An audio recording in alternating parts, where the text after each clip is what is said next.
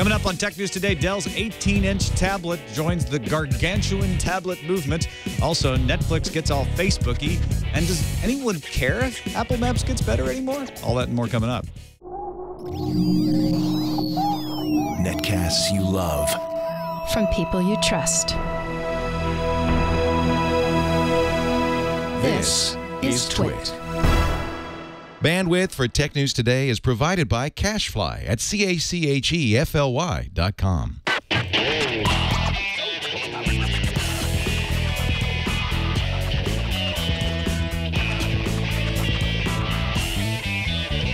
This is Tech News Today for Wednesday, March 13th, 2013. Wednesday the 13th. Tech News Today is brought to you by The Resumator. Streamline hiring and increase traffic to job postings with The Resumator, the hiring solution used by today's fastest growing companies. For a free 30-day trial and 15% discount, go to theresumator.com/TNT. And by Gazelle, the fast and simple way to sell your used gadgets. Find out what your used iPad, Samsung Galaxy, and other smartphones are worth at Gazelle.com. And by Ring Central. We do everything in the cloud. That's why we love our cloud-based phone system by Ring Central. Zero startup costs, and Ring Central is $20 a month per user. Try it now with a 30-day risk-free trial. Buy one desk phone, get a second phone free up to 20 phones. Call 800-543-9980 or visit ringcentral.com and use our promo code TWIT. Welcome to Tech News Today. I'm Tom Merritt. I'm Sarah Lane. I'm Aya's actor. I'm Jason Howell. You're Jason Howell. And this is the show where I was looking at the screen with the three people, and I just was like, that's all the three people. Sorry about that. First time doing the show. Please forgive me. You guy. Let's keep you up to date on the most important stories of the tech world, starting with the top 10 in the news fuse.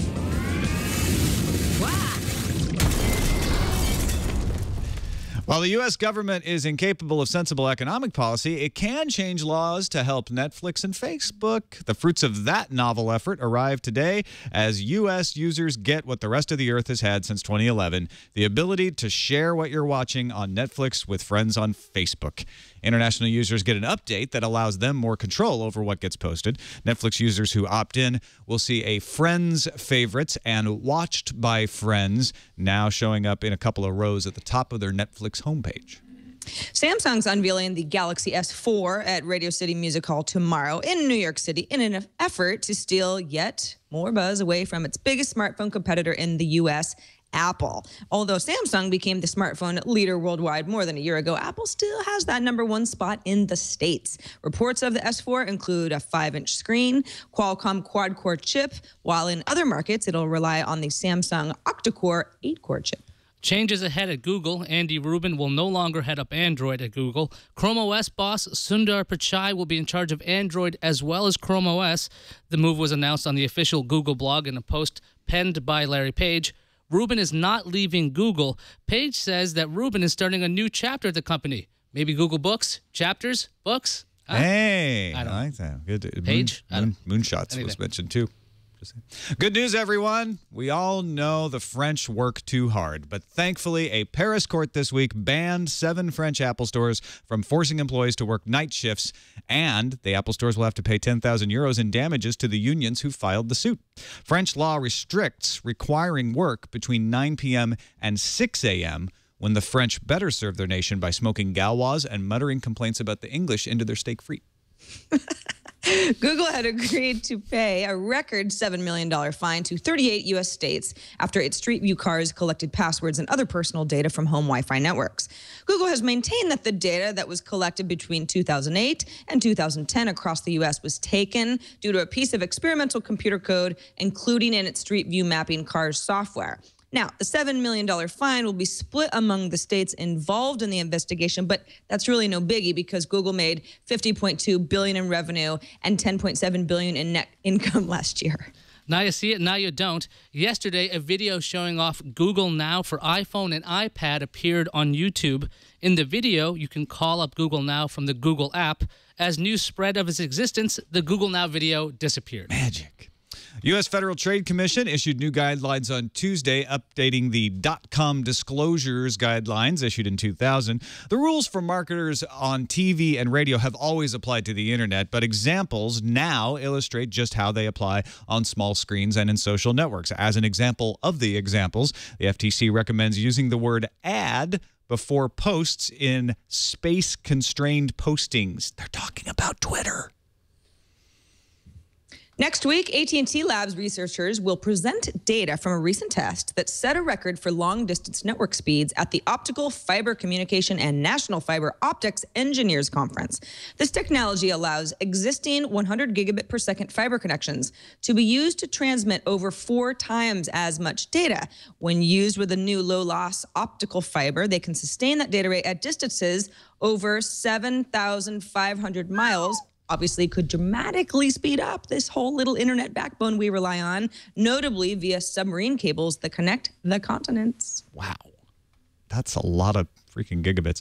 EA is now in hot water for allegedly lying about SimCity's servers. Maxis studio head Lucy Bradshaw has told reporters several times that SimCity offloads calculations of the game to the servers, and that, quote, a significant amount of engineering work, end quote, would be needed to rewrite the game for a single player. However, a source who worked on SimCity told Rock Paper Shotgun the servers are not handling any of the computation to simulate the city, and many players, including myself, have noticed that you can continue to play the game even when the servers go offline. Pew Internet Research says that 1 in 4 American teenagers are mostly internet users. That means that they choose their phones to go online rather than using a laptop or a desktop. 78% of those surveyed teens had cell phones, and 47% of that 78% owned a smartphone. The study also said that 95% of teens use the internet. Wait, what? 5% don't? That's impossible. They're sleeping. They didn't answer the survey. Yeah. But yeah, go away. This episode of Tech News Today brought to you by The Resumator. It's the hiring solution for small and fast-growing businesses. How do these numbers sound to you if you're in a hiring position in a small business? I don't know whether you're an HR professional or a business executive. You want to reduce the time spent on hiring tasks by 50%. Because we know how much time it takes to spin your wheels and get people hired. Reduce the cost per hire by as much as 85%. Try replacing your HR inbox or some tracking system that you've been struggling with the Resumator. It's an end-to-end hiring package, helps you manage the entire process. Sourcing. You can attract applicants to your jobs using your own website, or you can use free job boards or social media connections. Brings it all together for you, easy to manage. Helps you screen applicants so you can rank, track, and discuss resumes to identify top qualified applicants in your talent pool. Helps you with the interview process so you can schedule meetings with the candidates, collect feedback from the other folks who interview them, and it helps you hire the candidates. You can use it to collaborate and compare and select the best person for the job and get them working on your business instead of just spinning your wheels trying to hire somebody. The Resumator helps you manage the flow of incoming applicants, the pre-screening process, communications with candidates, all in one place. Focus on your business and have better control of the hiring process. If you're a business owner, a hiring manager, or an HR pro, you want to save time, money, and increase traffic to your job postings. So check out the Resumator for a 30-day free trial and, because you're listening to Tech News Today, a 15% discount. Go to theresumator.com. That's theresumator.com/TNT. And after the free trial, the base package is $99 per month, 5 open jobs and 5 users, and they have other packages to suit you as well. We thank the Resumator for their support of Tech News Today. All right, on to the discussion of the news of the day, and joining us to give his insight on it, great to have back Dan Patterson, managing editor at CoPoint. How's it going, Dan? Guys, it's great to be here. It's good to have you. Let's start off. We were going to talk a little bit about Google Now coming to iOS, but that seems much less interesting now that Andy Rubin will be developing the Google Moon settlement, or at least that's my take on it. What it does say is that he is going to hand over the reins to Sundar Pichai. Sundar Pichai has been running Chrome, the browser, not the OS. So don't get too conspiracy theory about it. I don't know who's going to take over the Chrome project, but Andy Rubin's the guy who brought Android over to Google. So this is a big move. Andy's decided it's time to hand over the reins and start a new chapter at Google. Andy, more moonshots, please, writes Larry Page. Thinking moon. No, but seriously, what do we think? It kind of makes sense to me that Andy Rubin, having brought Android up from nothing, brought it over to Google, managed it to be the dominating mobile operating system of the day worldwide, that he is ready to take on a new challenge. He's ready to move on. He's a startup kind of guy. Sarah, any best stab at what you think he might be doing there in Google? Well, as far as what Rubin is going to do next, my guess is as good as yours. I do think it's, startup guy comes over, runs the Android OS. It's wildly successful. Google says more than 700 million activated devices are running Android globally.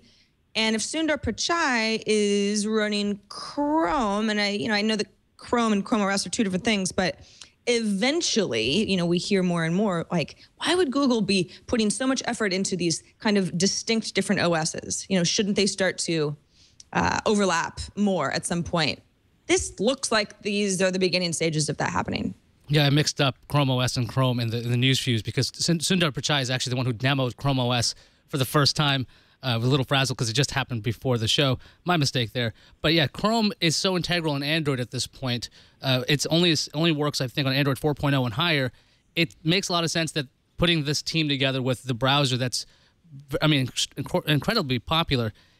I'm very curious what Rubin's going to do at Google. I mean, he could do anything because Google puts money into every crazy project. Who knows if he'll be going to, I was joking in the news about Google Books, but that's a product that they have that doesn't do so well. Google Shopping's been a mess for years. Lots of different things that Google could use a shot in the arm, although I don't know what kind of thing Andy Rubin would bring to that. What? Okay, this is just crazy talk now, but it's a good point that Sundar Pichai actually did demo Chrome OS. It's not like he isn't got his fingers in it at all. And Andy Rubin, what was he good at? He was good at developing an operating system that was open source and could innovate and dominate on a new platform. What if Andy Rubin moves on to create an entirely new Google operating system with its roots in Chrome OS? Android and Chrome OS merge into a mobile operating system, which a lot of people, including Molly Wood, back in the Buzz Out Loud days, have been calling for forever. And then Andy, that Google Pixel suddenly makes sense as a prototype for a new kind of computer that Google puts out with this Chrome OS derived but more functional operating system. What do you think, Dan? Am I nuts? With breaking news like this, it's really difficult to determine whether this represents a systemic shift within Google's internal management infrastructure or whether it's time for, Rubin is the father of Android. Maybe it's just time for him to move on. It is fun, though, with the moon comment. It's fun to speculate on things like this. And like you said, Rubin is best known for working in small, tight environments. So perhaps he could be working to develop something, or it could be something boring like, well, it's just time to move on. Yeah, maybe he ends up leaving. I mean, when people of Rubin's stature leave, a lot of times it starts with he's going on to another role in the company, and then a couple months later, he's leaving now. I think a page is... Well, and it could also be, Rubin didn't come and Android wasn't built in-house at Google. They purchased Android and brought it in-house, and it could be, right, look, I did this, I moved to Google, okay, now I'm going to go someplace else and do cool stuff. Yeah, I'm looking at the blog post from Larry Page, and it says, Andy's decided it's time to hand over the reins. We don't know how that happened. It could have been like, hey, Larry Page called him to his office saying, you're going to be handing over the reins. Right. And Andy's like, sure. Right. Or he could have been like, yeah, I want to do something different. I mean, at least I've noticed for the longest time Android moving a lot towards that WebOS style. And I always bring up Matthias Duarte because he's in charge of a lot of the things we're seeing out of Android. Kind of curious what kind of day-to-day management Rubin was getting to do because it seems like a lot of the UI is heavily influenced by Duarte. So we've seen a lot of merging of, or actually having a unified look for Google between Google Now, Google Mirror, and their Glass, all these things. Maybe Rubin doesn't fit in with that anymore. I think it might be the best way to see where this is going might be to look at what kind of manager Rubin was. Is he a good people manager or is he a good technology manager? Yeah, no, that's a good point. I think he's a little bit of both. I don't think from what I've heard, he's bad at either.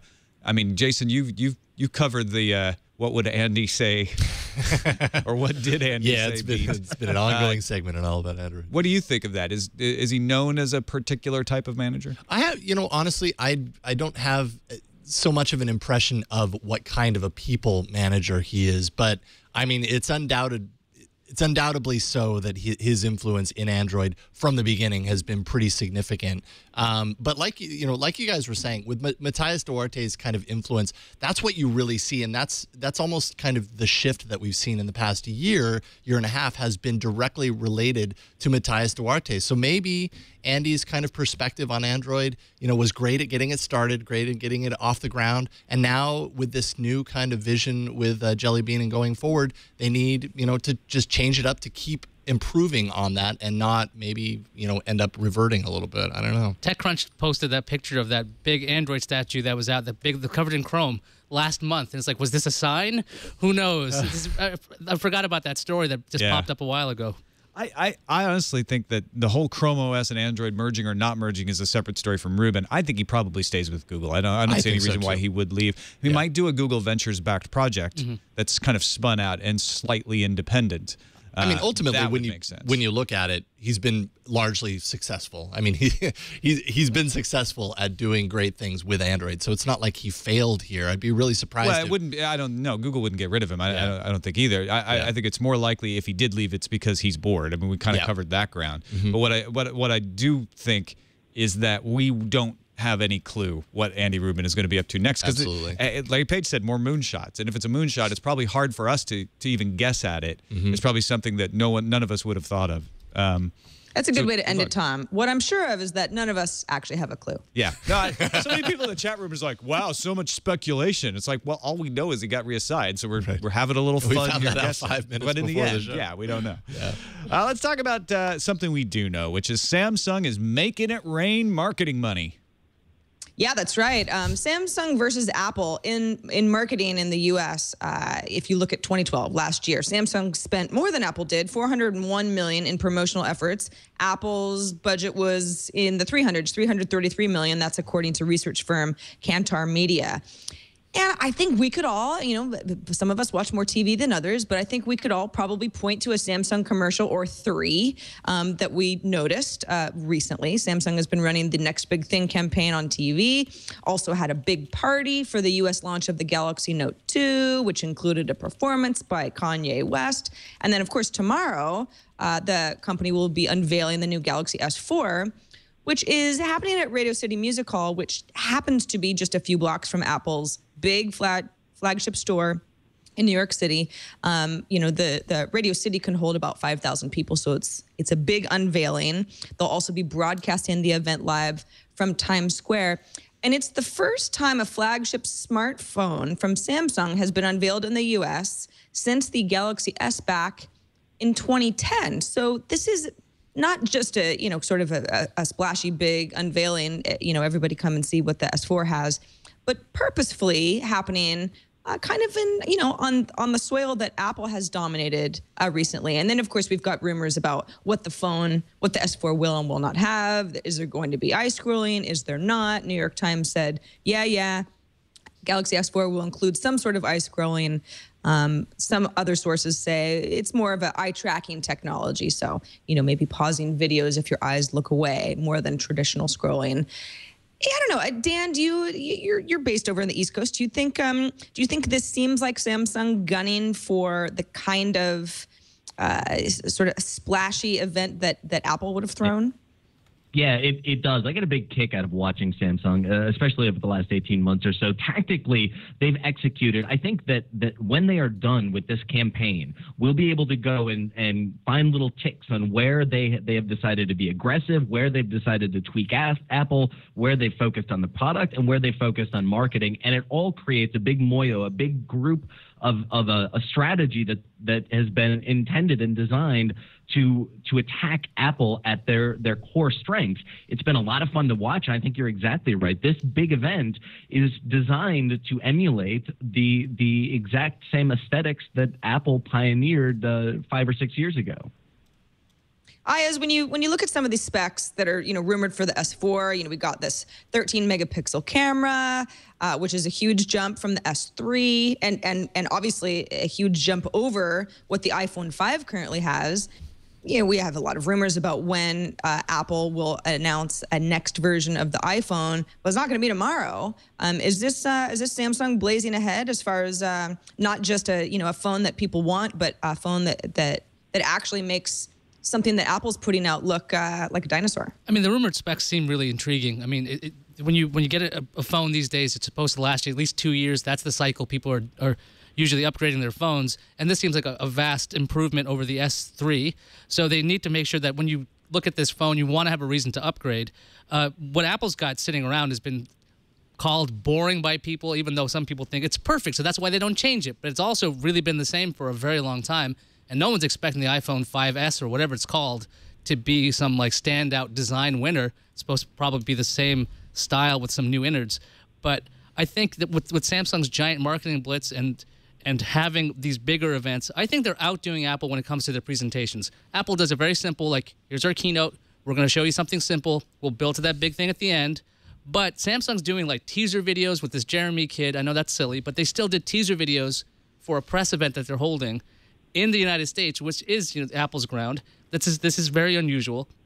So maybe they're just flat out saying, look, we're throwing this challenge down. We're going to own this market. And Samsung's doing a great job with it so far. See, I disagree. I'm less excited about the launch of the Galaxy S4 because of the Jeremy stuff and the dancers, the bowler hats. It just makes me roll my eyes, and I'm like, you know what? This is just overhyping. There seems to me like they're trying to make up for something that's not going to be that great. Where, like you say, Apple may drone on and on and on for way too long about their products, but it is very simple what they do. They come out and they show the product, and I appreciate that part of their presentation, even if it's not perfect. I'd rather just somebody quickly tell me what the product is, what its specs are. But maybe that's because I'm working in this industry and I want to get things done right away. I think this spectacle. I think we're not in the demo for this, Tom. I think that this is designed to convince a different consumer. The local news will cover the spectacle of Jeremy opening up a box that's glowing and everything like that. No, you're absolutely right about that. All right, let's talk about something else I'm also not in the demo for. Netflix and Facebook finally get their vaunted integration in the United States. Yeah, starting today, Netflix users in the United States can share what they're watching with their friends. Netflix spokesperson says that more international users will receive this update. There are already a bunch of markets that have this. By default, sharing happens on Netflix only. This isn't like Spotify where everything's just streaming by on the right rail. But you can, if you want to, go into your settings and have your movies show up on Facebook. You'll get 2 new rows in Netflix, watched by your friends and your friends' favorites. You can also choose to unshare titles. So, if you're watching Titanic 2 and you don't want everybody to watch that or to know you're watching that, you can click the Don't Share button to remove it later, or during the viewing. All 27 million U.S. streaming members will have access to this in the United States by the end of the week. Dan, do you think the social feature is going to help Netflix gain mindshare with all its original programming coming up? Because I know let's say if Tom actually put something on Facebook saying, I'm watching Arrested Development, I didn't even realize it was out. Do you think this is going to get people to talk about these shows? Well, from a business perspective, I think it's essential. I'm actually curious as to why it took so long for Netflix to integrate with Facebook and what the particulars of this agreement were. It's essential. As somebody who's trying to decrease the amount of Facebook in my life, it's not going to I don't want to share what I'm watching, and I don't want to see what my friends are watching. Sometimes that's private, but I am dissimilar from the majority of Netflix's consumers, and I think it's just you have to have a Facebook sign-on, and you have to integrate now. It's essential, and I'm curious as to why it took them this long to integrate that feature. I think that the reason they couldn't was a U.S. law that had to be changed. I think they successfully got that changed, and that was one of the reasons in the U.S. anyway it was held back. Sarah, you got any angle on the social scene with this? Because it seems like, a lot of us don't want people to see what we're seeing, but then again, maybe consumers like this. Well, this isn't this isn't too different than how Spotify gained a lot of users. Many of them are still using the free version of Spotify, but just because there was so much social sharing happening in news feeds and timelines with the Facebook integration, Netflix is late to the game here. But it's the same idea. And I actually think, I've got a Netflix account. I don't use it as much as I could. And part of that is because, back in the day when I started using the instant streaming function, we all sort of mumbled and grumbled that the library wasn't as good as, the DVD service. So if Ayaz is watching a movie that I didn't realize Netflix had because I haven't sort of been digging into the library recently, sure, that might get me to watch a few more movies that I might not have otherwise. And I agree with Dan. I don't think this is that huge of a deal. It's just something that Netflix wanted to implement a couple of years ago, and now finally it's able to legally. Tom, do you think movies are as social as music? It seems like when you're sharing music, you just click a button, you can listen to that 2-minute track. But a 1-hour movie? Yeah, but how many people sit around and talk about music tracks? Some. everybody talks about movies. People true. talk about movies all the time. So I think it's totally social. And I actually get this. I kind of agree with Sarah Perez at TechCrunch when she points out the problem here is that you don't have a Netflix profile. So if I share it with my Facebook, anytime Eileen watches a movie on Netflix, that's going to show up on my Facebook and vice versa. And it's an even bigger problem for families where, you know, Jason's got kids, you got kids, when your kids watch stuff, it's going to show up on your Facebook feed. I think honestly, all my Netflix friends are isn't going to set up. want to watch Curious George. Yeah, right. Exactly. So I like the idea of seeing what people are watching, but Netflix can't deliver that unless you live alone and you're the only one on the account. Yeah, there was that rumor a while ago that Netflix was going to roll out individual queues for accounts, but right now, like you're saying, Tom, it's one queue if you have that one account. If it's shared, you have all of these weird things showing up, like here's a rom-com that I was watching, and here's a violent movie that this person was watching. I mean, it could totally be different. But I think, you know, at first when I saw this story, I thought it was a little silly. But then again, I use GetGlue all the time. I use all kinds of these applications to share what television shows and movies I'm watching. So it's not that crazy to me to think, hey, Netflix, which I'm watching anyway, and that's the thing I'm using with GetGlue, why not just make it a little bit more seamless, a little bit easier to share this information? I think a lot of people are going to end up using this to just talk about the new stuff that comes out on Netflix because they're getting more and more into original content. Let's take a quick break, and I'm going to talk about something that's seamless and simple, getting rid of your used gadgets. Now, you may think, I got a headache. I look at all these used gadgets I've gotten lying around. I know I can't just throw them out. That's irresponsible. I want to sell them, but it's so troubling to try. Forget that. Hassle-free selling is available right now. Gazelle.com. Go do it. Take that old iPhone, that old Samsung phone. If you're like, well, wait a minute, I haven't got my new phone yet. Go do it anyway. It's risk-free. You go to Gazelle.com. You lock in your price. Find out how much cash they're going to give you for it. Sometimes they give you money for a broken iPhone and an iPad, for instance. And then you got that quote for 30 days. You've got 30 days to decide what to do next, even if that's your current phone and you're just thinking about it. All of a sudden, maybe you can get a little better phone than you thought because you're getting some cash from Gazelle. So go to Gazelle.com, tell them the condition, get that risk-free offer, lock it in for 30 days, and then once you send them the device, you'll get paid fast by check or PayPal. It's trustworthy. Gazelle has paid $50 million to over 500,000 customers. I've used them many times. It's just an easy way to get your gadgets turned into cash. It's like magic. Plus, they give you free shipping. Most items even qualify for a box. So check out the old iPhone 4, iPhone 4S, Samsung Galaxy S3. They're buying all those kinds of things. They buy Android phones. They buy laptops. What's your iPhone, your iPad, or your Android smartphone worth? Take a minute. Go to Gazelle.com and find out. Sell your used iPhone or Samsung Galaxy smartphone today at Gazelle.com. And we thank them for their support of Tech News Today. You might want to be saving up money for, I don't know, an 18-inch tablet. That seems to be the new thing these days. Joining the Sony Vaio Tap 20 and the Asus Transformer IO or AIO or in the gargantuan tablet market comes the Dell XPS 18, an 18.4-inch Windows 8 tablet. Now it's running full Windows 8. It's actually only 4.87 pounds. It's like a laptop. Yeah. And it's got a kickstand, so you can kind of prop it up off the desk, or you can buy an optional stand that will make it stand up like an actual all-in-one monitor. It does come with a Bluetooth keyboard and a Bluetooth mouse. Got some nice specs, 1920 by 1080 pixels, 2 USB 3 ports, and it's only $899. It's actually the cheapest of these gargantuan things to come out. I know these things always catch your eye, Ayaz. What do you think of this one? Okay, one, I like that Dell's trying to do this because Dell doesn't have a lot of exciting designs these days. But, I mean, if this is what's happening to PCs, I'm a little scared. It's just, I guess Windows 8 is the big push, touch first. And if you don't have a touchscreen on your monitor, it just doesn't seem right to have Windows 8. If you're going to have these big tiles, you're not going to navigate that with the mouse. But as for the design, I think it's really interesting that this is the new product category. I was fascinated by the old Microsoft Smart Display, where you'd be able to take the screen off of your devices. I always like that too. But it ran a second operating system. There was a lot of things that were laggy. There are different versions of this with like remote desktop, splash top applications. But the fact that you pick up this device and it remains a Windows 8 device at the same time, I think that's pretty interesting. I don't know if it's going to be a huge hit with anybody, but I think this is the way this market's going. 4 gigs of RAM, 320 gigabyte hard drive. You can upgrade that if you pay more to 8 gigs of RAM and a 512 gigabyte solid state drive, if I'm reading this right. Dan, does this turn your head?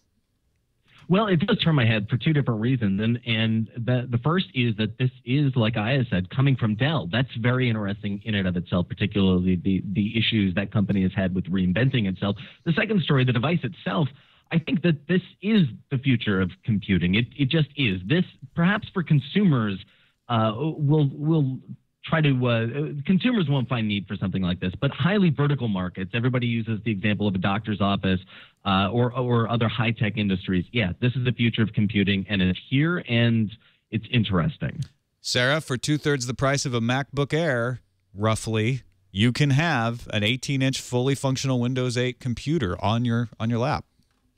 Yeah, I guess, is this the answer to, the post-PC era? Well, I think for some people, this is great. I mean, it's basically you have a laptop that has, some touchscreen functionality, but really is just more portable. I mean, I guess that's the main difference I see in why somebody would want something like the Dell XPS. 18 inches seems crazy big to me, but then again, when you don't have it all sort of, when it's all not one piece, maybe that seems like a better size because you really kind of had to have a desktop setup, but then something thin enough, that it can go in a variety of bags.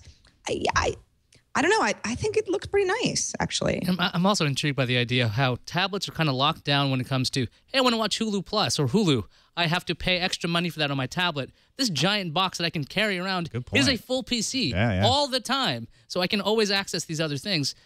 Sometimes, when I'm in my house, I want to grab the screen of whatever desktop I have because it's running everything behind there. I don't want to run Splash Top. I don't want to run Remote Desktop. I want to sometimes take this device. That's why I like this better than the I/O because it's not, you're going to run Android when you pull it away. It's just Windows 8 everywhere you go. It's simple. Apple Maps. You probably haven't thought of that recently. I thought of it recently because it's still the default when you click a link sometimes, right? Like out of the calendar. And I accidentally used it to get somewhere the other day, and I arrived. Is it getting better, Sarah?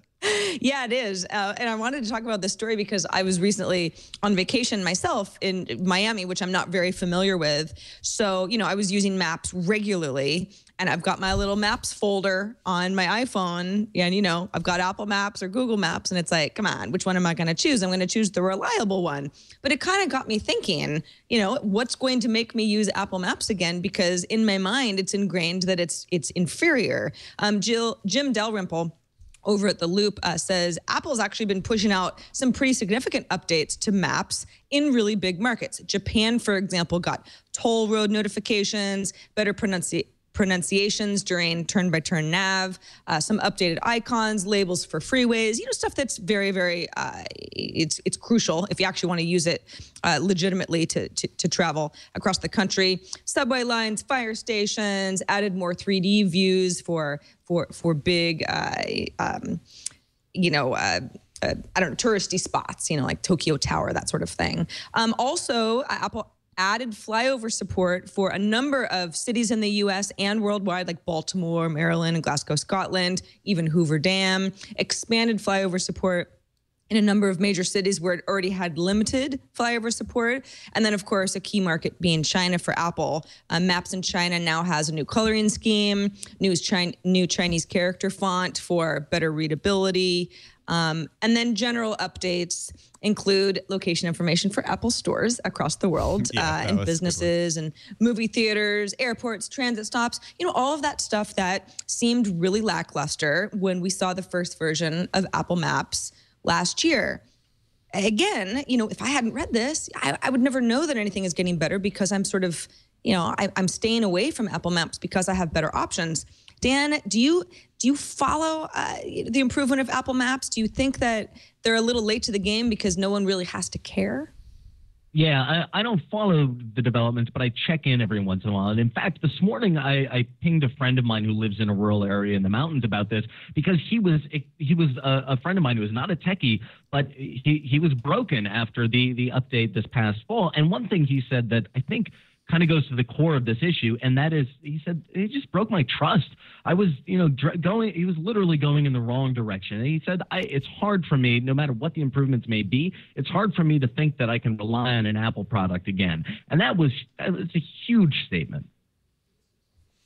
I think Apple might build its trust when they use Siri, and that's the default version, because you can't change your mapping app by default. As long as you have other hooks into that Maps app, people are using that thing. And I know Siri is just half-baked still. It's not completely ready. And if that becomes a bigger hook, or if they have other applications that can hook into Apple's Maps, maybe then people will try it again. But for me, I will go out of my way to avoid using Apple Maps. Right. I have Google Maps on there. Go ahead. Oh, I'm sorry. I have Apple Maps on there. I have my GPS app. I have a bunch of different apps that I trust well before I will bother to use Apple's Maps, because if I want to use that, it's only to test if I know a route very well. It's like, well, that's going to tell me the wrong way. That's the wrong way. Good to know that. But I don't think it's going to be a real problem, because Apple can't change. I mean, people can't change your Maps app. Maybe because I used that Google Maps app that was the Apple Maps app for years, I feel this way. But I don't feel like any of these Maps apps actually give me all the things I want. The new Google Maps app for iOS works differently. It doesn't show all the things on the map that it used to when you scan. It is very much oriented around navigation, not just looking at a map and finding things and being discovered. And then there's Waze, which is perfect for navigation. It's better than Google Maps, but I use Google Maps a lot more often than Waze because it's right there and it's easy. And Apple Maps is there and it's the default, so I'm going to accidentally use that sometimes. On that platform, I feel like there's no good map solution anymore. And it's not that Apple Maps sucks anymore. It's like nobody's got it right. You have the Maps app with your Stocks app and your Weather app that just keep in that folder you never touch. If only you could put Newsstand in there too. You just can't. All right, let's finish up with Intel releasing an optimized version of Android. Yeah, Intel just released its latest pre-alpha version of Android 4.2.2, optimized for Intel processors. It's powered by the Linux 3.8 kernel. It has UEFI boot support, and it can dual boot with Windows 8. This is full-on Windows 8, not Windows RT. Intel is warning, though. This is on their page. This is a developer preview release of pre-alpha quality. It is buggy and not highly optimized. You have been warned. That's a quote. So if you're a developer and you try it out, also be aware that Bluetooth is not enabled. Dan, do you think a dual boot phone is the hook that Intel could use to get a real foothold into mobile? No, definitely not. But I think that it's really interesting regardless. I think a dual boot phone, maybe it's not a mainstream consumer need. It doesn't solve anyone's problem. But if you like me, like to tinker and hack, it might be great. Yeah, it's kind of the way I feel too, Dan. I want to try this. I want to have a dual boot phone and live with it for a little while and see what can I get out of it, what will be fun and what won't. But I'm not sure that has any massive appeal. Well, I mean, we were talking about the AIO or the IO, whatever you want to say that. But that's running.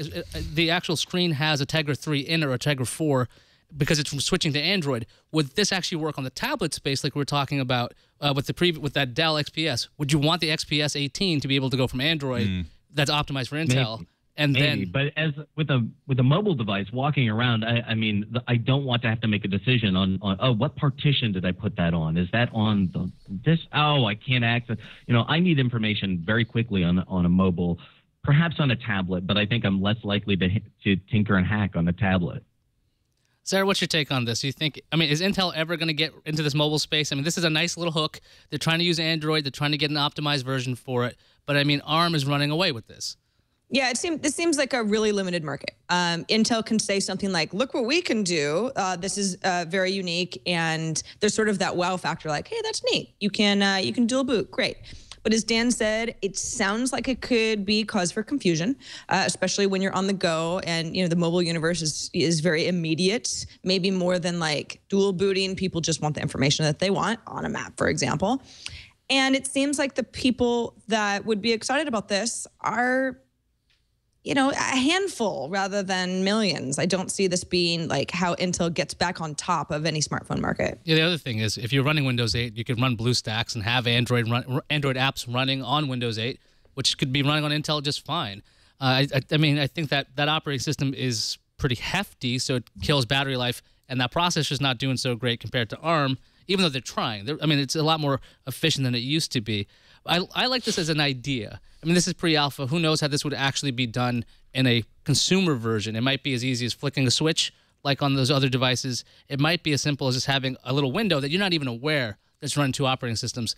But it's definitely an uphill battle for Intel at this point. Yeah, running 2 operating systems is always a patch over something that isn't working right for consumers because they're not getting everything they want out of one operating system. And as we move into the cloud and operating systems begin to recede into the background, this seems like less necessary in the future. I mean, what I see as a longer-term trend is you're not going to care what operating system you're on because everything is available on a Dropbox or RDO or even a mobile or a cloud operating system in some cases that's virtualized.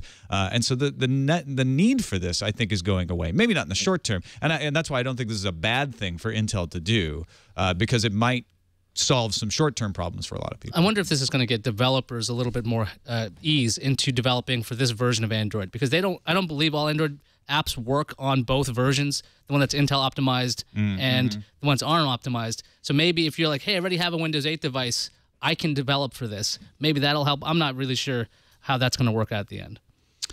Let's fire up the randomizer then. We're not sure about anything except the value of pi. And that's Pi Day tomorrow, March 14th. In the U.S. I know it's 14th March in most of the world, but still, 3.14, it's Pi Day. And Oxford Connect at Oxford University is celebrating from 1:59 p.m. to 2:50 p.m. GMT with having everybody try to calculate pi in an analog way. And they describe several different ways to calculate pi, including one that's dropping needles on a specially lined paper, so the needles are smaller than the gap between the lines, and the number of times the needle will fall on the lines helps you to calculate pi. And over time, if you get enough needles dropped, and really it takes like tens of thousands of needles, you will approximate pi. There's another one where you measure rivers' deviation from its straight line. I'm the only one excited about Pi Day, aren't I? I mean, I'm thinking about actual fruit pies. Sorry. That actually is more exciting in a way. Dan, you're excited? Yeah, I mean, the geeky 13-year-old in me is always going to get excited about Pi Day. The geeky 13.14. 15. Sarah, what are you going to do for Pi Day? Eat some pie. Heck big yeah. way. There's no wrong way to celebrate Pi Day when you eat pie. I mean, there is. Well, there's a wrong way to celebrate Pi Day is by not eating pie. No hand pies. They have to be circular pies. Right. So that way we're celebrating both pies. Yeah. Very important. And order your slices in pi r radius squared integers. And for those who feel like they don't have a sweet tooth, savory pie, lots of fun as well. That's right. That's right. Don't forget East Coast pizza pie. Yeah. That's true too. Let's take a break. Thank our other sponsor for today's show. Very happy to have Ring Central on board. We use them. Got phones right all over the place in the studio, on people's desks. That's how we get our internal phone system. So we didn't have to run a big expensive PBX system in the basement here at the studio. We used Ring Central. Russell, our IT guy, was the guy who's like, look, it's based in the cloud. So you put some phones on the desk, and then people can get their voicemail and their email. They can send faxes, do all that great stuff. And now Ring Central has a new feature called Business SMS. You can send text messages to customers and colleagues from your business phone number. No more using your personal number. You can separate those two and use your Ring Central, still access it in the cloud. Zero startup costs, no big expensive PBX hardware to install or maintain, and all-inclusive pricing as low as $20 a month per user. You can start right now with a 30-day risk-free trial. They have a special offer for our listeners. When you buy one desk phone, you get a second phone free up to 20 phones. So call this number designated for our listeners here at TWiT, 800-543-9980. That's 800-543-9980. Janice Q7, let me tell it to you again, 800-543-9980. Or you can also go to ringcentral.com and use promo code TWiT. Richard, you wasn't paying attention this time? Okay, it's TWiT is the promo code at ringcentral.com. And we thank them for their support of Tech News Today. Shall we see what's on the calendar with Sarah Lane back doing the calendar? We shall. Yeah, man, I missed a few days of this calendar, and I missed it. So Google I.O. isn't happening until May 15th. It runs May 15th to the 17th. But Google I.O. tickets sold out today in 49 minutes with a lot of mumbling and grumbling from people saying their online money didn't go through, and I don't know. Jason, you were on top of that because you're going. What happened?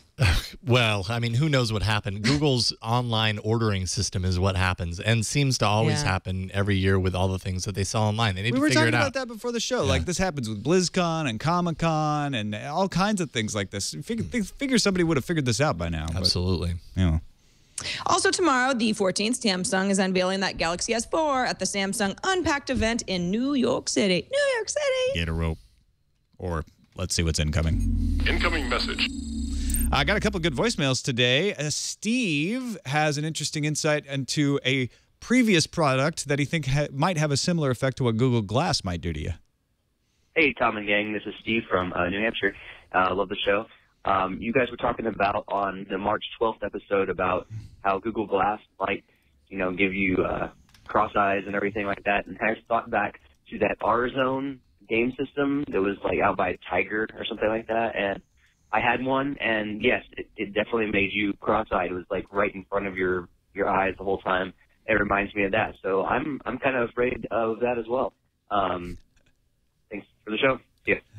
No, that R-Zone. I do remember that. I never had one. I completely forgot about that. Yeah. I thought it was on a Virtual Boy for a second. That just gave you headaches. Yeah, R-Zone was the knockoff Virtual Boy, sort of. Also got a call from Ian pointing out an interesting anomaly, and he wonders, like, how would this affect the cord cutter? How do they count me? Here's Ian's voice. Hey, TNT crew, this is Ian from upstate New York. I was listening to episode 708, where you were talking about the Nielsen ratings and the no TV. I have an interesting spin on that one.